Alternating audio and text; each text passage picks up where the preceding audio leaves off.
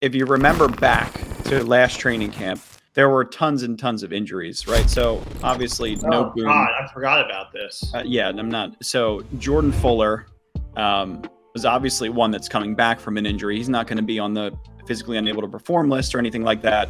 Cam Akers is obviously somewhat coming back from an injury. But if you remember back to last camp, Rochelle had wrist surgery. Henderson had soft tissue injuries. Stafford smashed his thumb on a helmet. If you remember from a throw, it came down, smashed his thumb on a helmet. And they all had to wear padded helmets at that point.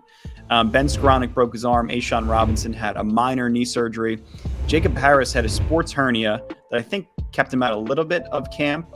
And then he needed knee surgery in the preseason. So this year, there's virtually nobody that is that banged up. And if they are, they'll be added to the physically unable to perform list, and we'll continue rehabbing and trusting the process.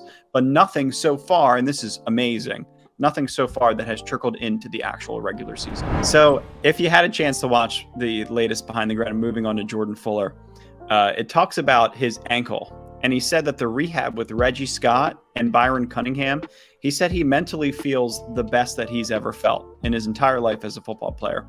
You get up at 6 a.m. doing rehab, going to meetings, avoiding burnout, doing workouts and stuff. Like, that's not easy to do. And I think that all of this is a tribute to the Rams' staff and what the Rams have been able to build internally. But most of this process is not fun. And if you're not inside the building, you don't really know anything about how it's going from a day-to-day basis, right? So that's why these behind the grinds are so interesting. It's fascinating what they're able to do with these players individually just to keep their mindset and to keep their minds right. Like, he wasn't at the NFC Championship and he wasn't at the Super Bowl until obviously after the Super Bowl he went and celebrated. But due to the rehab process, like, he was home. I would think it's really, really easy from a mental perspective to say, like, F this training staff, F these coaches, like, why am I at home? I should be on the field. I should be with my teammates. Like, that's just a respectable adult understanding his role, knowing that he may eventually have another opportunity with the same team to be on that field and win another Super Bowl. And even Taylor Rapp, like, stopped by one of Jordan Fuller's workouts where he was just shoulder pressing a barbell against the wall. He was like, man, don't you, like, ever get burned out? Like, how are you doing this? He's like, man, this is just what I have to do. So that's the kind of guy that I feel love hearing that from Rapp. Yeah, well, that was my other thought. It was a nice one, Rapp. Like, bad time to get on camera.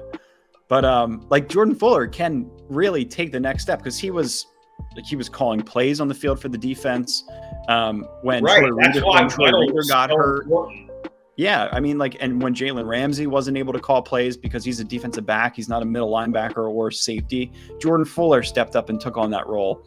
And he's just improved year over year so far. And I mean, as a 7th round pick, that's the kind of optimism and mentality that guy has on your defense. Like, you drafted a gem. Not to mention, he's also very much aware of the fact that they drafted a guy like Quentin Lake from UCLA, and they have some eventual players that could give him a run for his money. And he also knows that the safety spot right next to him with Taylor Rapp and Nick Scott is also wide open.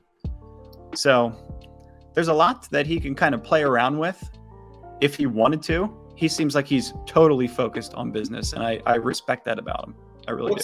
What's interesting about the Rams too, and I know, like, a lot of NFL coaches kind of have this, like, have a certain layer of power over the organization, but Les Snead and Sean McVay almost work as one, where McVay is kind of also the GM. So that's tough because he's dealing with these players on the regular, and Les is in his ear saying, like, oh, well, you know, Noteboom's kind of, you know, on his, like, back legs. Let's bring in some younger guy. You know what I mean? But for them to still have some kind of, like, look, I'm here to win. Both of us are here to win. Let's do our best possible, like, you know, job no matter what. And for McVay and Noteboom to get past that is kind of like another level of why this team has succeeded for so long. Yeah, McVay and Snead. Yeah, totally. Yeah, I mean, it seems like it's on every single player, right? And I think that you know, you'll see it as we get through some of the behind the grinds, but just in, like, post training camp interviews, like, they just will compliment the staff, the coaches, McVay, just for being able to kind of instill this this culture that we all have grown to love so much.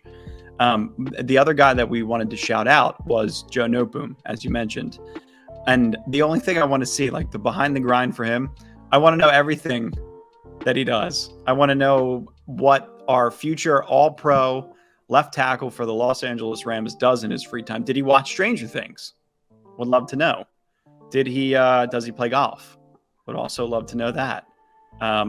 Does he feel like without Andrew Whitworth in the building that there's going to be a drop-off from the position group as a whole? I think Whitworth's going to be in the building. Like, as much as he can be. I don't think he's going to play, but I think he'll be, training with these guys. And Joe Noteboom plays 19, 20 games straight. And Andrew Whitworth, he'd say he gets hurt, God forbid. Andrew Whitworth could potentially step in, fill in, play the left tackle position if he does stay in shape. Maybe something to keep your eye on.